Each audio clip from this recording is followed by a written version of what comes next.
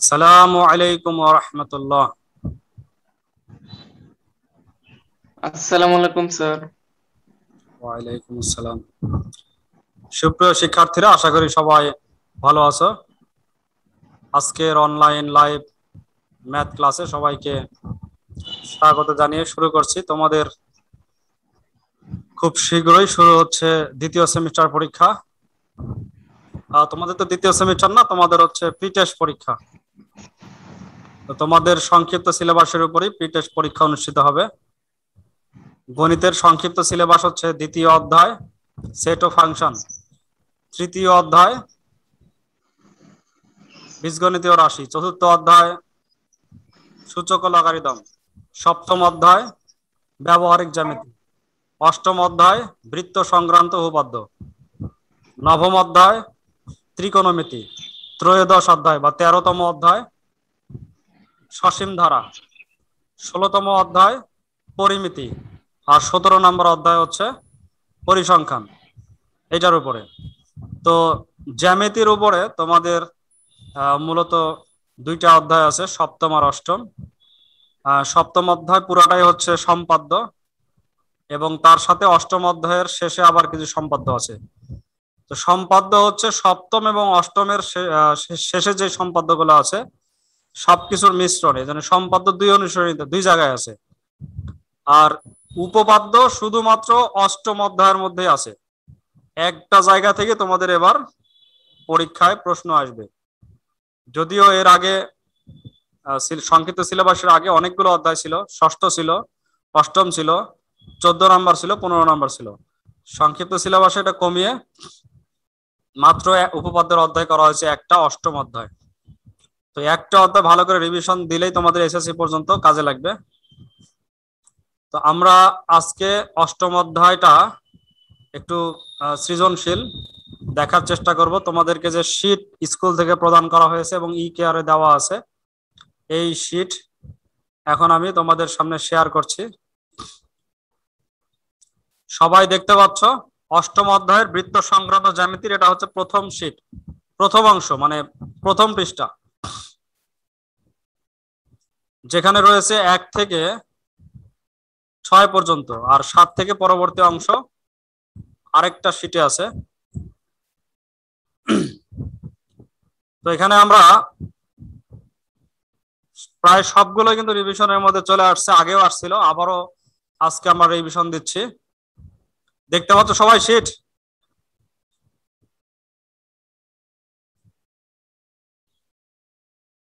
Sheet দেখতে পাচ্ছ?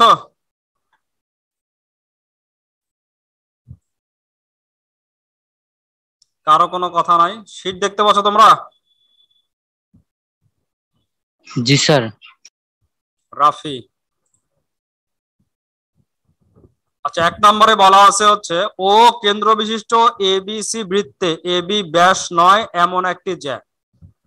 যখনই বলা হচ্ছে যে ব্যাস নয় এমন একটি জ্যা, তখন কোন উপপাদ্যের সাথে এটা মিল আছে?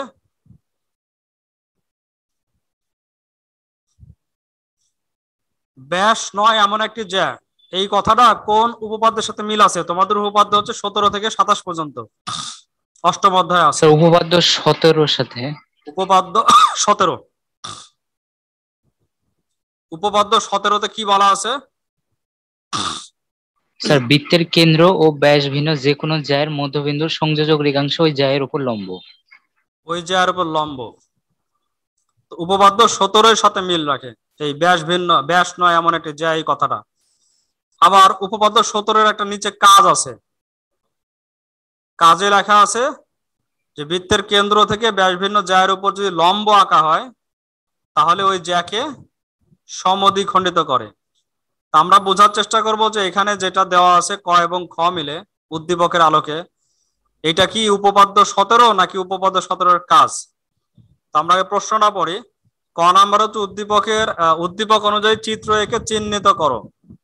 অর্থাৎ ও কেন্দ্র বিশিষ্ট বৃত্ত এঁকে সেখানে এবিসি বৃত্ত এঁকে এবি ব্যাস নয় এটা জ্যা, এইটুক পর্যন্ত লিখলেই হবে এবং সংক্ষিপ্ত বর্ণনা দিবে। মনে করি ও কেন্দ্র বিশিষ্ট এবিসি বৃত্তে এবি ব্যাস নয় এমন একটি জ্যা। দেওয়া আছে দিতে পারো, কারণ যেহেতু উদ্দীপকে দেওয়া আছে ও কেন্দ্র বিশিষ্ট এবিসি বৃত্তে এবি ব্যাস 9 এরূপ একটি জ্যা, এমন একটি জ্যা। শেষ। খ নাম্বার, যদি ওডি লম্ব এবি হয়, তার মানে ও কেন্দ্র থেকে এবির উপরে লম্ব আঁকা মনে করো হয়ে গেল। লম্ব প্রমাণ করতে বলছে না, লম্বই আছে, তাহলে প্রমাণ করতে হবে ডি এবি জ্যায়ের মধ্যবিন্দু। তাহলে এটা কি উপপাদ্য 17 কে নির্দেশ করছে না 17-র কাজ?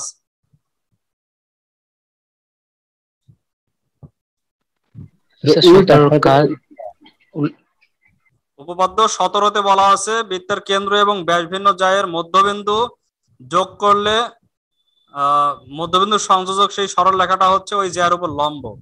তো সেখানে লম্ব প্রমাণ করতে বলছিল, মধ্যবিন্দু আগেই দেওয়া ছিল। আর এখানে দেখো বলা আছে যে লম্বটাই আগে দেওয়া আছে আর প্রমাণ করতে হবে মধ্যবিন্দু। লম্ব দেওয়া আছে আগেই, কি প্রমাণ করতে হবে? মধ্যবিন্দু প্রমাণ করতে হবে। তাহলে এটা হচ্ছে উপপাদ্য 17-র কাজ।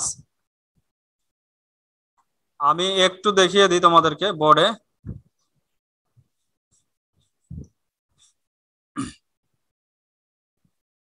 চিত্র একই হবে, উপপাদ্য 17-র মতোই হবে।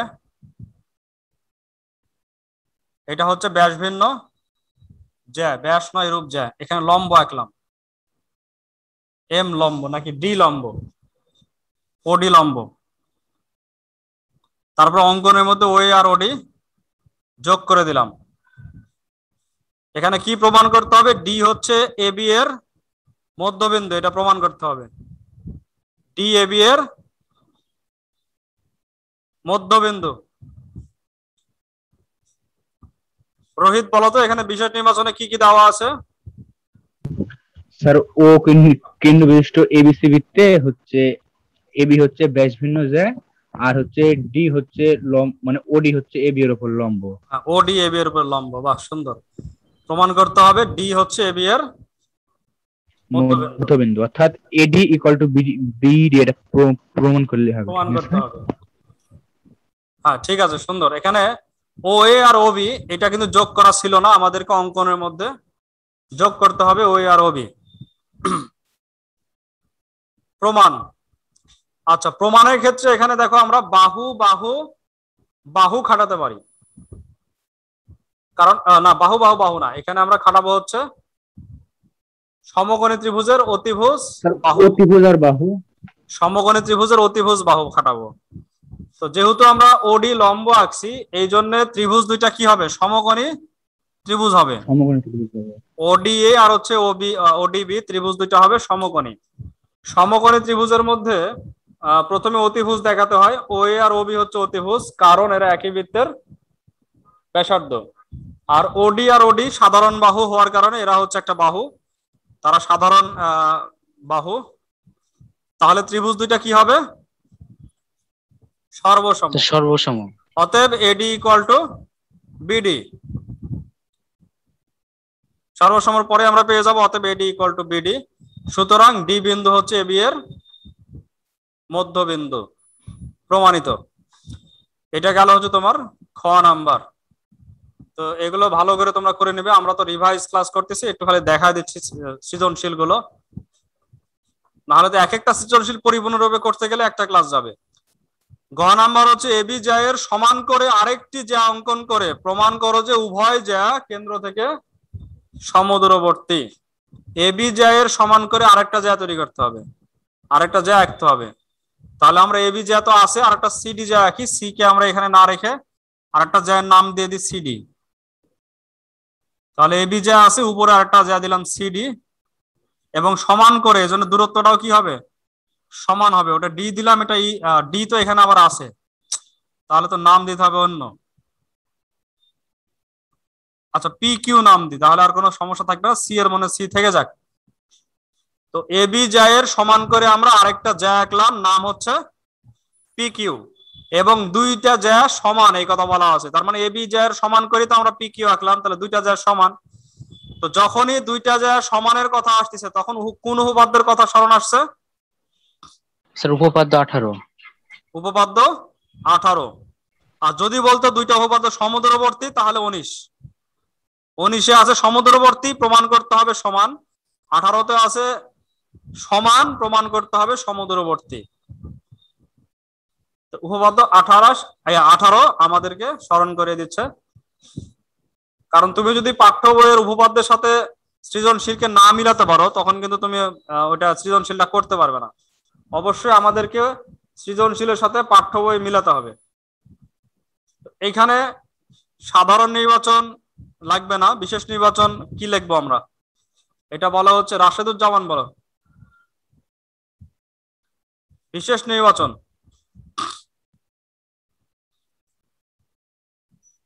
রাশেদুজ্জামান, কথা বলতে হবে তো।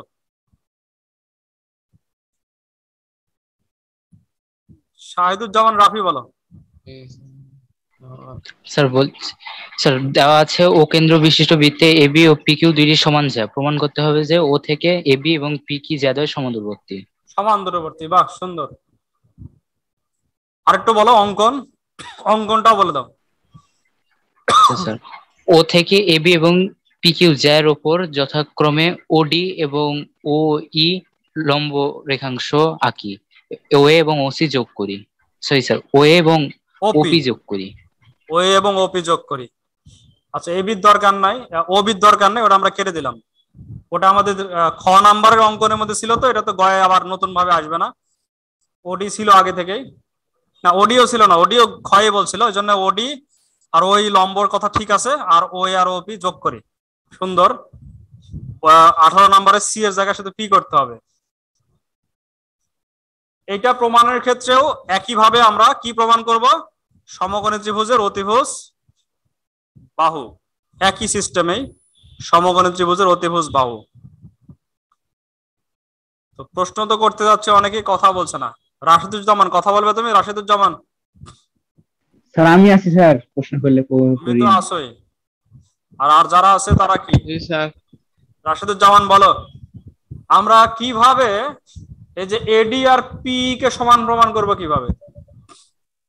উপপাদ্য 18 খেয়াল করো, তাহলে বুঝতে পারবে। 4 লাইনে ওখানে আছে, প্রথম 4 লাইন প্রমাণের। এডি এবং পি কিভাবে সমান হয়?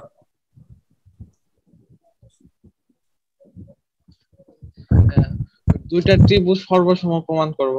না, সর্বসম তো পরে তুমি প্রমাণ করবে, তোমার সর্বসমের জন্যই দরকার এডি আর পি টা দরকার, অর্ধেক অর্ধেক সমান দরকার। সেটা কিভাবে প্রমাণ করবে?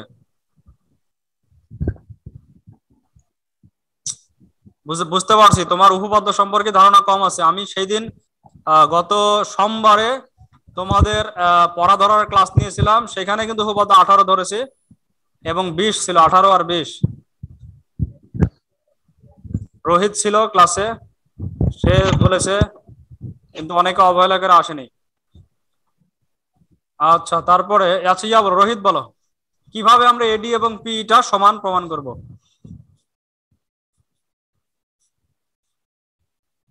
স্যার এখানে প্রশ্নে বলা হয়েছে যে এবি এর উপর ওডি লম্ব, অতএব এটা থেকে আমরা বুঝতে পারি যে এডি আর বিডি সমান হবে, অর্থাৎ এডি হবে হাফ এবি।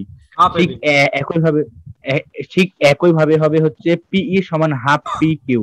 এখন প্রশ্নে বলা হয়েছে যে এবি আর পি কিউ সমান, তাহলে হাফ এবি আর হাফ পি কিউ সমান হবে, অতএব হচ্ছে এডি আর পি এ দুটো সমান হবে। বাহ সুন্দর, এরকম ভাবে পাঠতে হবে। বলি, কে বলছো তুমি? রাফি, আমি শাহিদুর রহমান রাফি। রাফি, এই জিনিসটা বলবে না পরেরটুকু প্রমাণ? স্যার আমি এটাই বলবো, বাট একটু অন্যভাবে বলতে চাচ্ছি। অন্যভাবে? আচ্ছা বলো। স্যার এডি আর পি এটা সমান। স্যার আমাদের প্রশ্নে বলা আছে যে এবি এবং পি কিউ জ্যাদ্বয় সমান, তাহলে অতএব এটার স্যার অর্ধেক মানে হাফ এবি এবং হাফ পি কিউ এটা সমান হবে। আর হাফ এবি সমান হলো স্যার এডি এবং হাফ পি কিউ সমান পি, অতএব এবি সমান পি। না, এটা হবে না, তুমি যেটা বললে সেটা হবে না। তুমি কিভাবে আগেই বুঝলে যে হাফ এবিটা হচ্ছে হাফ এডির সমান? হাফ এবিটা হচ্ছে এডির সমান। এটার জন্য কিন্তু প্রথমে যেটা বলছিল ওটা লাগবেই। আমরা অঙ্কন অনুসারে ওডি আঁকছি এবির উপরে লম্ব। উপপাদ্য 17 ব্যবহার করে আমরা পাবো হচ্ছে এডি ইকুয়াল টু বিডি, অতএব AD equal to half AB. এই কথাটা কিন্তু লাগবেই। তুমি যেটা বলেছো তারপর থেকে বলতেছো, তারপর থেকে যেটা বলা ছিল বইতে, কিন্তু কিন্তু থেকে তুমি বলেছো, কিন্তু বলা ছিল হচ্ছে A B equal to CD, বইতে যেটা ছিল। আমাদের এখানে আছে পি কিউ, তারপরে half A B R half সিডিটা আমরা অতিরিক্ত লাইন যোগ করতে পারি, ছিল না ওখানে। অতএব ছিল হচ্ছে এডি ইকুয়াল টু, ওখানে ছিল সিডি সিই, আর এখানে হবে হচ্ছে পি, তো সিএফ ছিল, সিএফ ই আর এফ ছিল লম্ব, তো তাহলে এডি ইকুয়াল টু হবে হচ্ছে পিই। তুমি কি বুঝতে পারছো রাফি বিষয়টা? জি স্যার। তাহলে ওই অংশটা জি লাগবে, স্যার। উপপাদ্য 17 প্রয়োগ না করলে তুমি কিভাবে অর্ধেক পাবে? ওখানে বলা আছে যে বৃত্তের কেন্দ্র থেকে ব্যাসভিন্ন জ্যার বরাবর উপর লম্ব আঁকলে অর্ধেক হয়, আর এই কথাটা কিন্তু আমরা এই খ নাম্বারে প্রমাণ করলাম। আচ্ছা, এরপরে চলে আসছে সমকোণী ত্রিভুজ, এই দুইটা লম্ব আঁকা আছে সমকোণী ত্রিভুজ, তাদের মধ্যে অতিভুজ আছে ওএ আর ওপি, আর আমরা যেটা পেলাম এডি আর পি, অতএব ত্রিভুজ দুইটা সর্বসম, অতএব ওডি ইকুয়াল টু ওই, আর ওডি আর ওই হচ্ছে তারা কি বৃত্তের কেন্দ্র থেকে স্যার এবি আর কেন্দ্র থেকে এবি এবং পি কিউ এর স্যার দূরত্ব। দূরত্ব, সুতরাং তারা জ্যাদয় কেন্দ্র থেকে সমুদ্রবর্তী, প্রমাণিত। আচ্ছা, আমরা খুব সহজেই করে আসলাম, তোমাদের আগে থেকে পড়া থাকার কারণে কিন্তু সম্ভব, নাহলে একেবারে যে এগুলো থেকে দূরে আছে তার পক্ষে কিন্তু এত দ্রুত এগুলো ইয়া করা সম্ভব না, রিভাইজ দেওয়া সম্ভব না। এরপরে আসি আমরা 2 নাম্বার। ও কেন্দ্র বিশিষ্ট বৃত্তে পি কিউ আর এস চতুর্ভুজটি অন্তর্লিখিত হয়েছে, অন্তর্লিখিত হয়েছে একটা চতুর্ভুজ, তাহলে কত নম্বরের কথা স্মরণ করিয়ে দেয়? এইটুকুই কিন্তু মনে চলে আসবে। উপপাদ্য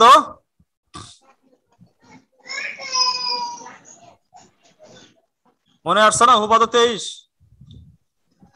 স্যার উপপাদ্য 23 কি? 23 একটা বৃত্তে চতুর্ভুজ অন্তর্লিখিত হয়েছে, এটা বললেই তো চলে আসবে উপপাদ্য 23। উপপাদ্য 20 আছে একই চাপের উপর দণ্ডায়মান কেন্দ্রস্থ কোণ বৃত্তস্থ কোণের দ্বিগুণ। স্যার আমার হচ্ছে স্যার নাম্বার অনুসারে ইয়া নাই, আমার শুধু মূল থিম সেটুকু আছে মুখস্থ। আচ্ছা, মূল থিম ঠিক আছে, তাহলে সমস্যা নাই। আমি নাম্বার বলছি এই জন্য সুবিধা আছে, তুমি খালি যদি বলো যে বইয়ের সাথে মিল আছে, বইয়ের কোনটার সাথে মিল আছে, তো ওই থিমটা হচ্ছে যে একটা বৃত্ত অন্তর্লিখিত চতুর্ভুজ যদি থাকে, তাহলে সেই চতুর্ভুজের বিপরীত দুই কোণের সমষ্টি কত? 2 সমকোণ। স্যার 2 সমকোণ। এটা তো থিম, থিম ঠিক আছে তো নাকি? এই থিমটাই হচ্ছে উপপাদ্য 23-এর। নাম মনে থাকলে ভালো হয়, আরো তোমার বই সম্পর্কে তোমার মাত্র 11টা উপপাদ্য যদি মুখস্থ না থাকে এখন, তাহলে তো এটা দুঃখজনক বিষয়। আর আমি তো একবারে শেষ পর্যন্ত বলে দিতে পারবো, 37-38 পর্যন্ত। ও কেন্দ্র বিশিষ্ট বৃত্তে পি কিউ আর এ চতুর্ভুজ অন্তর্লিখিত হয়েছে, এই যে এইটুকু অংশ, এই অংশের সাথে খ নাম্বারের সম্পর্ক, আর পরবর্তী যেটা আছে এটার সাথে খ নাম্বারের সম্পর্ক নাই, গ নাম্বারের সম্পর্ক। এবং এই প্রশ্ন প্রায় কাছাকাছি একই প্রশ্ন, এক সরলকোণের জায়গায় 2 সমকোণ দেওয়া আছে, একই প্রশ্ন তোমাদের 8.2 অনুসরণী সৃজনশীলে আছে, সম্ভবত 4 অথবা 5 নাম্বার সৃজনশীলে এই প্রশ্নটাই আছে, খুব গুরুত্বপূর্ণ একটা প্রশ্ন। তো এই চতুর্ভুজের আবার পি আর এবং কিউ এস কর্ণদ্বয় পরস্পর এম বিন্দুতে ছেদ করেছে, এই যে নিচের চিত্রের মতোই, কিন্তু নাম চেঞ্জ হবে, এবিসিডির জায়গায় P Q R S, P R এবং কিউ এস কর্ণদ্বয় পরস্পর এম বিন্দুতে ছেদ করেছে। টোটাল চিত্রটা ক নাম্বারে দরকার, কিন্তু এই পি আর এবং কিউ এস কর্ণদ্বয়ের যোগফল এম বিন্দুতে ছেদ করেছে, এটা কিন্তু খ নাম্বারে দরকার নাই, বরং খ নাম্বারে রাখলেই এটা ঝামেলা হবে।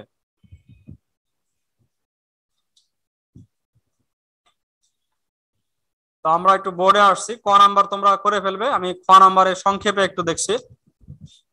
খ নাম্বার, এটা হচ্ছে একটা বৃত্ত এবং এই বৃত্তে অন্তর্লিখিত চতুর্ভুজটা আঁকতে হবে, একটু এইভাবে আঁকতে হবে যাতে কেন্দ্রস্থ কোণ একটা হয় বড়, একটা হয় ছোট।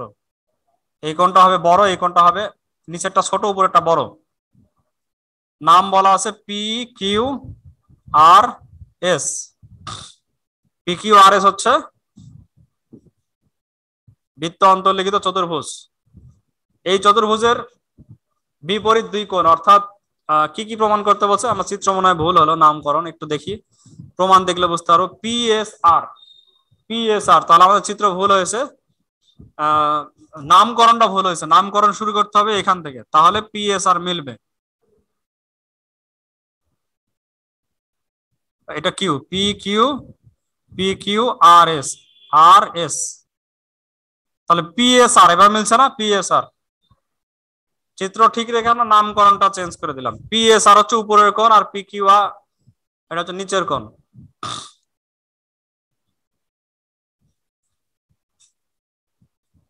তো একই চাপ পি কিউ আর এর উপরে দণ্ডায়মান কেন্দ্রস্থ কোণের নাম কি?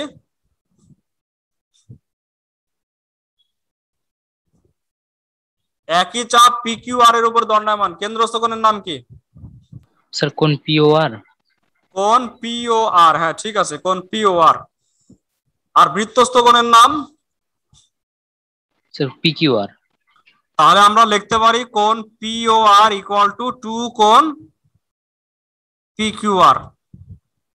আমি এটা এখানে কিন্তু খুব ডিটেলস করছি না, একেবারে সংক্ষেপ, মুখে যেটা বলছি সেটা তো অনেকটা আছে, অনেকটা ডিটেলস আছে।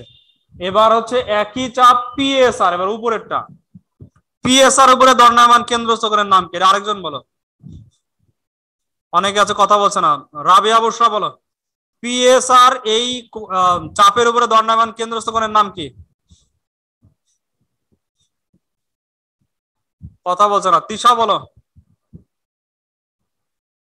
পিএসআর এই চাপের উপরে দণ্ডায়মান কেন্দ্রস্থ কোণের নাম কি? আশ্চর্য, আবার কেউ কথা বলে না। রুবাবা বলো, রোয়েনা বলো, তোমাদের মধ্যে কেউ কথা বলছে না। Sir PQR, POR. শুধু পিওআর বললে তো নিচের ছোট কোণটাকে বোঝাবে। পিএসআর চাপের উপরে কি নিচের কোণ আছে না উপরের কোণ আছে কেন্দ্রস্থ? স্যার উপরের কোণ আছে। উপরের কোণ আছে। উপরের কোণটা তো বড়, বড় কোণ বোঝানোর জন্য শুধু পিওআর বললে হবে? না স্যার। কি বলতে হবে? শুরুতে একটা শব্দ আছে, কি শব্দ আছে মনে পড়ছে না? প্রবৃদ্ধ। এটা তোমার মনে পড়ছে না? ভুলে গেছো নাকি এখনো মনে পড়ছে না? প্রবৃদ্ধ লেখার পরও মনে পড়ছে না? না স্যার মনে পড়ছে। মনে পড়ছে এখন? আচ্ছা, কেন্দ্রস্থ কোণের নাম কি? কেন্দ্রস্থ কোণ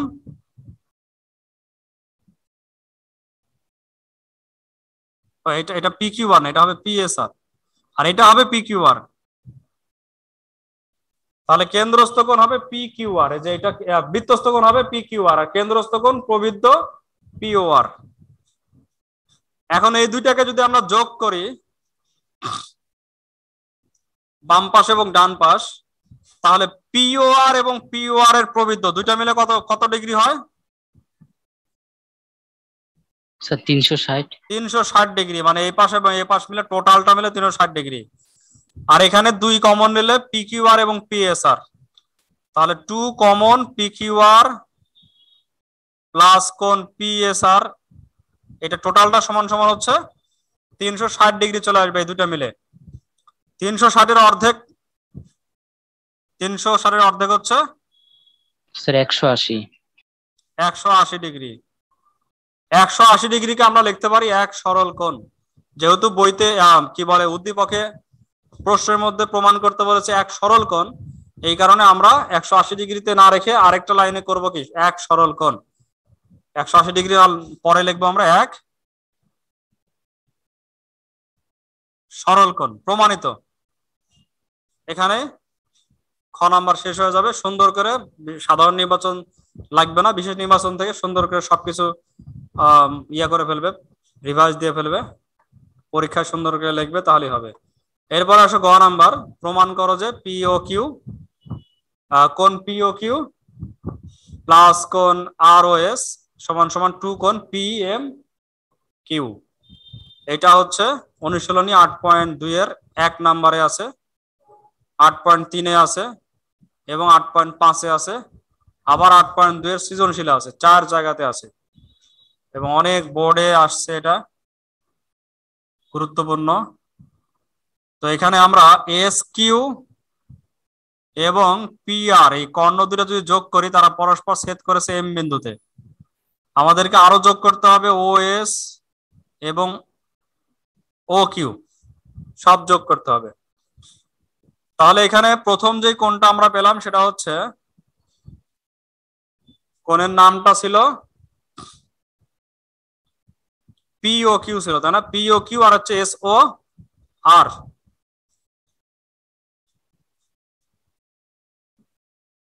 এটা অনেকবার হয়েছে, এজন্য আজকে এটা দেখে বুঝতে গেলে কিন্তু সমস্যা হবে। যারা আগে থেকে এটা করে আসো তারাই তাড়াতাড়ি এটা বুঝতে পারবে। প্রমাণ করতে হবে কোন পিও কিউ যোগ কোন এস ও আর বা আর ও এস, এটা ইকুয়াল টু 2 কোন পিএম কিউ। পিএম কিউ এটা তো সবার এটা দেখে মনে আসার কথা। এখানে এই যে এই কোন এইটুকু অংশ পিও কিউ, এটা হচ্ছে পি কিউ চাপের কেন্দ্রস্থ কোণ। আর পিএসএম এই কোণটা হচ্ছে বৃত্তস্থ কোণ, ওই একই চাপ পি কিউ চাপের উপরে। তাহলে কেন্দ্রস্থ কোণ বৃত্তস্থ কোণের কি কেমন হবে? দ্বিগুণ। পিও কিউ ইকুয়াল টু 2 কোণ পিএসএম। আবার এস আর চাপের কেন্দ্রস্থ কোণের নাম হচ্ছে এস ও আর, যে এই কোণ এসওআর। এস ও আর বা আর ও এস, ওখানে আর ও এস লিখছি তাই লিখলাম। এটা হবে তোমার হচ্ছে কেন্দ্র বৃত্তস্থ কোণ এসপিএম। আচ্ছা আর হয় কিন্তু আমরা এম পর্যন্ত লিখলাম, আর পর্যন্ত ঠিক আছে, এম পর্যন্ত লিখলাম এসপিএম। এই দুইটাকে আমরা যদি যোগ করি তাহলে পিও কিউ যোগ কোণ আর ও এস ইকুয়াল টু 2 কোণ পিএসএম যোগ কোণ এসপিএম। পিএসএম এবং এসপিএম এই দুইটা যোগ করলে আবার কোন একটা ত্রিভুজের বহিস্থ কোণ হয়। সেই ত্রিভুজের নামটা কি? আমি এর আগের ক্লাসেও জিজ্ঞেস করেছিলাম, মাহাতির উত্তর দিয়েছিল। মাহাতির আছে আজকে? কয়েকদিন আগে আমি ক্লাস নিয়েছিলাম আবার এই অষ্টম অধ্যায় জ্যামিতি রিভিশনের উপরে। সৌরভ আছে, সৌরভ বলো তো। পিএসএম এবং হচ্ছে এসপিএম এই দুইটা কোণ কোন একটা ত্রিভুজের অন্তস্থ কোণ এবং তার বহিস্থ কোণটাই হচ্ছে তোমার যেটা প্রমাণ করতে হবে পিএম কিউ। ওই ত্রিভুজটার নাম কি? আমি বলবো স্যার। আচ্ছা বলো, রোহিত বলো ত্রিভুজের নাম কি? নাম ত্রিভুজের পিএসএম। তো বুঝাইতে পারছে, এটা তো নামই তো তোমার পিএসএম এসএমপি, ওই ওখান থেকে তো ত্রিভুজটা বোঝা যাচ্ছে যে ত্রিভুজটা হচ্ছে পিএসএম। এই ত্রিভুজের মধ্যে এই দুইটা কোণের সমষ্টি হবে বহিস্থ কোণ কার সমান? PM Q. এটাও কিন্তু এখান থেকে বোঝা যাচ্ছে, এটা বহিস্থ কোণ, এই দুটো অন্তস্থ কোণ। এই মানটা বসিয়ে দিলেই হয়ে গেল কোণ পিও কিউ প্লাস কোণ আর ও এস ইকুয়াল টু 2 কোণ পি এম কিউ। নামগুলো হয়তো বা একটু নতুন নতুন, কিন্তু আমরা এবিসিডি দিয়ে করেছি, সমস্যা হওয়ার কথা না। আচ্ছা সময় তো আসলে এত সংক্ষিপ্ত ভাবে করতে গিয়েও দেখো দুইটা করতেই সময় চলে যাচ্ছে। এরপরে আছে হচ্ছে 3 নাম্বার। 3 নাম্বারটা আমি খুবই সংক্ষেপে দেখাবো, এটা তোমরা অনেকবার করেছো। এবিসিডি হচ্ছে একটা চতুর্ভুজ বৃত্ত অন্তর্লিখিত। এটাও এখানে ও বৃত্তের কেন্দ্র এবং ওবি সমান 2.5। এই প্রশ্নটা অনেকটা তোমার হচ্ছে যে 8.3 এর একটা সৃজনশীল আছে, তার সাথে মিল রাখে।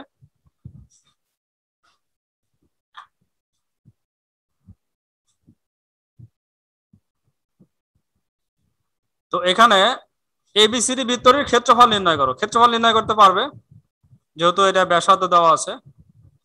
প্রমাণ করো যে BAD equal to half BOD, এটা কোন উপপাদ্যের সাথে মিলে?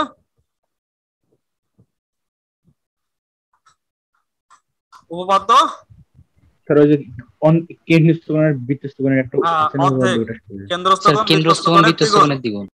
না, এখানে তার বিপরীতটা লাগবে, বৃত্তস্থ কোণ কেন্দ্রস্থ কোণের অর্ধেক লাগবে।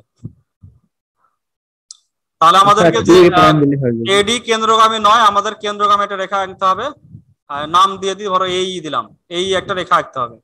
তারপরে যেভাবে আছে এটা সমান সমান এটার দ্বিগুণ, আর তারপরে এটা সমান সমান এটার দ্বিগুণ, এভাবে যোগ করে কিন্তু পাওয়া যাবে। এটা দেখে নেবে, সময় আমাদের বেশি নাই। উপপাদ্য 20 দেখে নেবে।